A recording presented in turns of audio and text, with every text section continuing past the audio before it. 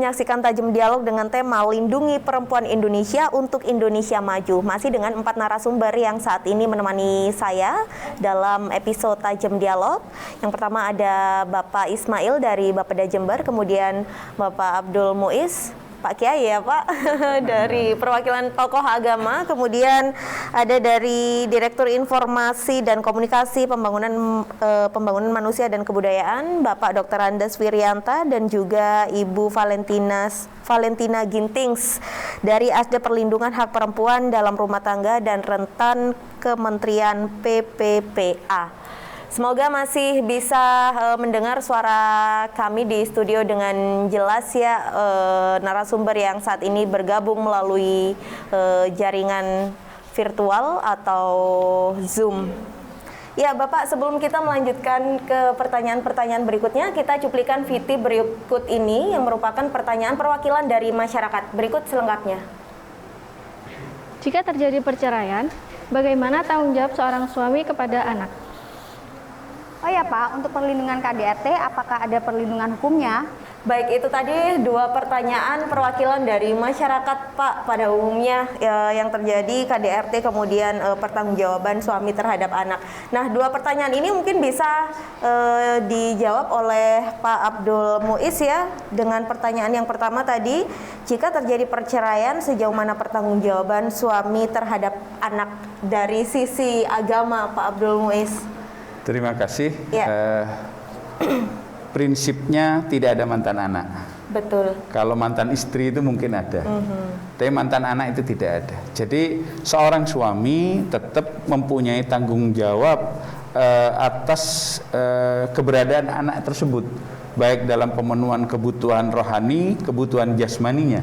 Karena kalaupun mereka berpisah antara suami dan istri, tetapi tanggung jawab untuk kelangsungan hidup anaknya itu tetap pada suami. Lah biasanya kalau perceraian itu di pengadilan agama memberikan salah satu putusannya adalah tentang pembiayaan anak. Tentu disesuaikan dengan kemampuan seorang ayah. Iya. Dalam perspektif agama sebenarnya tanggung jawab orang tua terhadap anak, tanggung jawab bapak terhadap anak itu tidak hanya dipertanggungjawabkan di dunia, tetapi juga nanti akan dipertanggungjawabkan di akhirat. Karena ada sebuah riwayah, ada seorang bapak yang abid, ahli ibadah begitu, sehingga dia tidak memperdulikan anaknya, sehingga anaknya ini kemudian menjadi nakal luar biasa, tidak mengenal Tuhannya. Sehingga begitu mati, si anak ini masuk neraka karena memang perbuatannya yang sangat luar biasa, kejelekannya di dunia. Tetapi anak ini begitu mau dimasukkan ke neraka, dia protes bahwa saya yang menjadi begini ini karena orang tua saya tidak bertanggung jawab kepada saya. Ada tuntutan ya Pak? Nah, ada tuntutan. Maka kemudian karena orang tua dikumpulkan sama anaknya di neraka. Jadi pertanggungjawaban terhadap anak ini tidak hanya di dunia tetapi juga di akhirat. Makanya kita sebagai seorang yang diberikan anugerah anak oleh Allah, tentu harus mempersiapkan betul masa depannya anak ini, sehingga tidak akan menjadi beban bagi kehidupan kita di dunia, lebih-lebih di akhirat nanti. Iya. Makanya harus dipenuhi kebutuhan hidupnya, mulai dari sandang, pangan, pakan, dan lain sebagainya, dan juga pendidikannya juga harus kita siapkan begitu. Itu pertanggungjawaban sampai ketika pertanggungjawaban di dunia ya Pak ya, itu sampai anak berumur berapa Pak? Ya tentu anak ketika sudah dewasa. Sudah dewasa. Ya ketika anak sudah menjadi orang tua atau menjadi dia sudah berkeluarga, maka secara fisik mungkin tanggung jawab orang tua sudah tidak. Tetapi secara rohani tetap, karena dia adalah sebagai anak. Sehingga doa dia kepada orang tua itu selamanya berlangsung. Walaupun misalnya orang tuanya sudah meninggal, anaknya sudah berkeluarga, maka ketika anak ini mendoakan kepada orang tua pasti diterima oleh Allah. Karena hubungan anak dan orang tua ini tidak ada batasannya. Tidak ada batasannya. Walaupun orang tua sudah mati, anak ini juga masih ada hubungan secara secara agama dalam konteks dengan orang tuanya begitu. Berarti sebelum menikah ya Pak ya? Sebelum menikah. Sebelum menikah. Nah, lalu jika si anak tersebut sudah menikah namun orang tua masih memberikan semacam bantuan atau pertanggungjawaban, itu bagaimana Pak hukumnya? Yaitu bentuk Masih sebagai kebaikan orang tua kebaikan terhadap anak begitu. Tidak masalah ya Pak Tidak ada persoalan gitu loh, bentuk kebaikan. Bahkan kalau di tradisi masyarakat tertentu, biasanya seorang anak itu untuk kepenuhan kebutuhan fisiknya, makan, keluarga dan lain sebagainya, itu diberikan warisan biasanya sama orang tua begitu. Dan itu saya pikir tidak ada masalah karena bentuk kebaikan orang tua terhadap anak. Baik, kalau pertanggungjawaban secara rohani Pak, lebih spesifiknya bagaimana Pak Abdul Muiz? Lah tentu anak ini harus dikenalkan kepada Tuhannya. Makanya di Al-Quran itu banyak dijelaskan. Misalnya ada seorang nabi bertanya, "Ma ta'buduna min ba'di?" Hai anakku, apa yang akan engkau sembah setelah aku mati? Ini artinya bangunan rohani yang dimiliki oleh bapaknya harus sebanding lurus dengan bangunan rohani yang harus dimiliki oleh anaknya. Sehingga kehidupan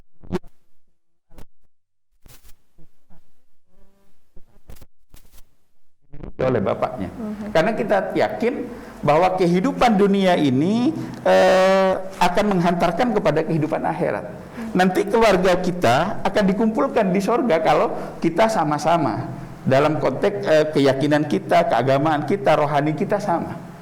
Nah, ketika anak itu tidak sama dengan orang tuanya, tidak sama dalam konteks keyakinannya dengan orang tuanya, maka bisa jadi di dunia kumpul, tetapi di akhirat tidak akan kumpul.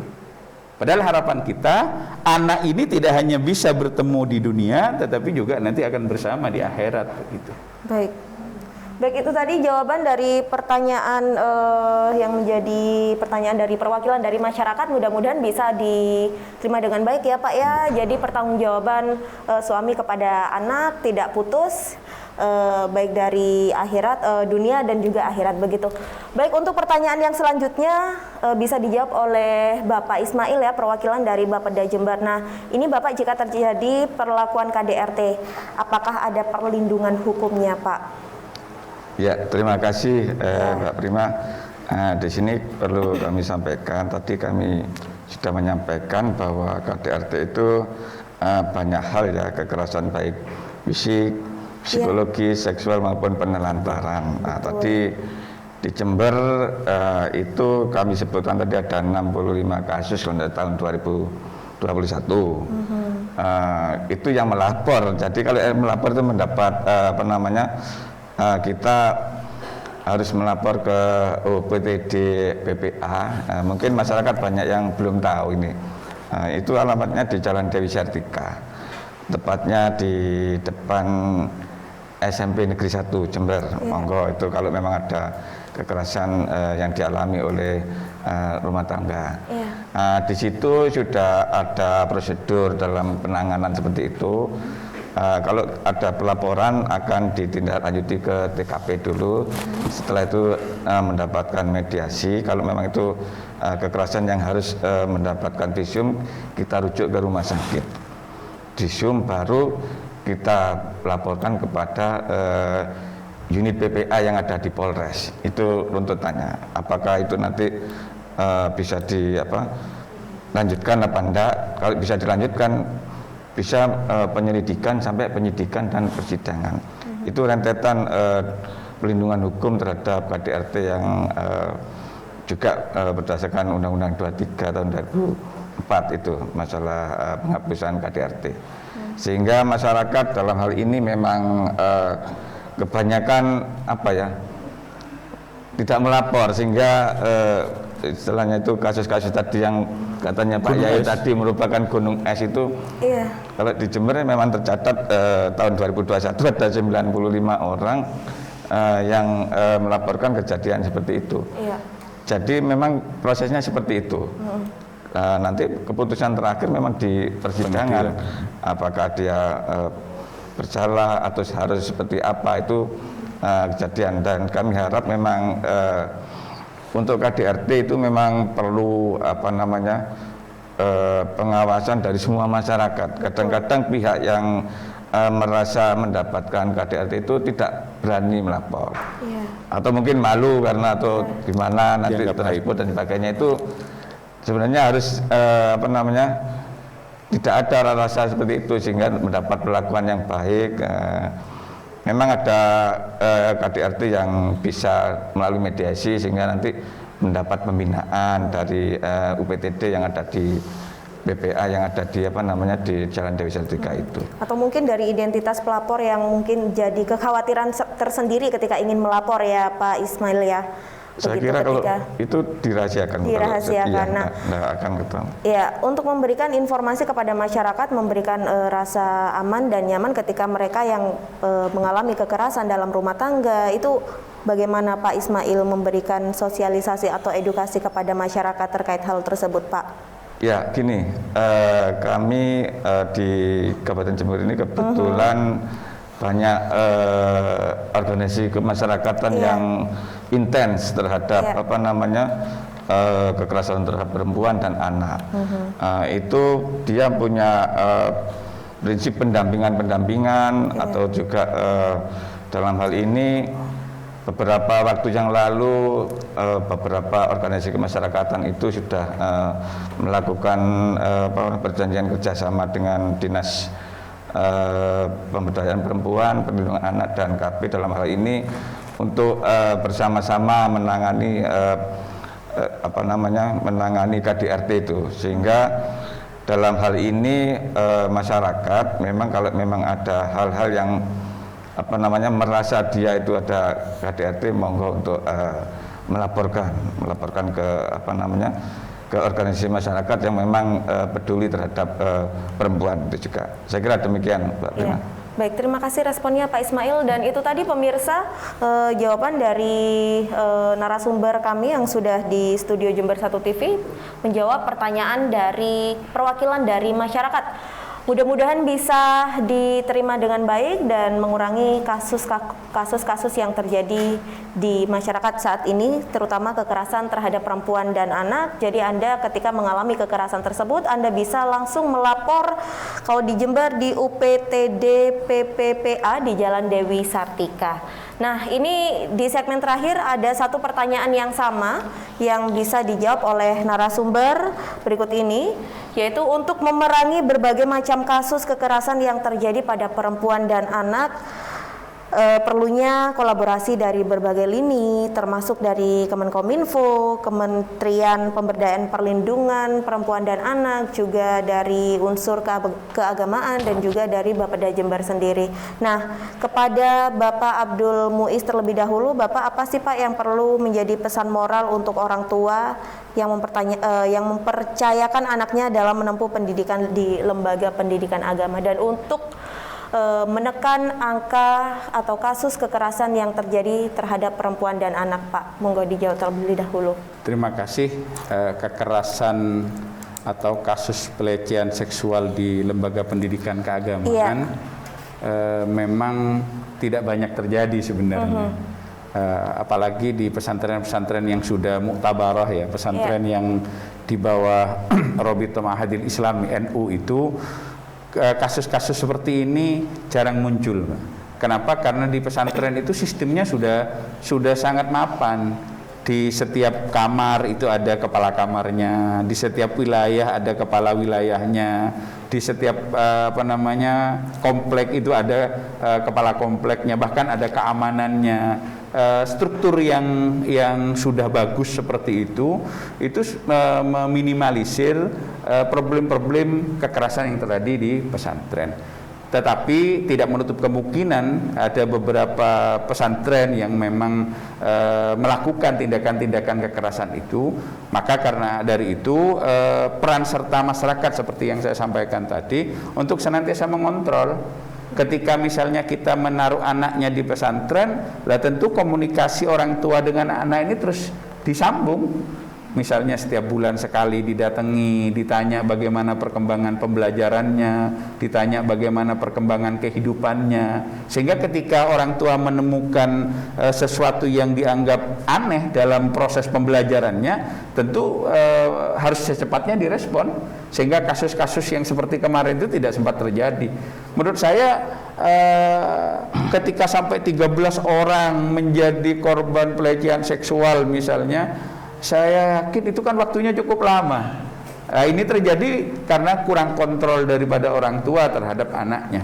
Tentu yang menjadi komitmen adalah bagaimana orang-orang pesantren yang selama ini dianggap sebagai lembaga yang memproses konteks keimanan dan keakhlakan peserta didik, tentu harus dipertahankan ini.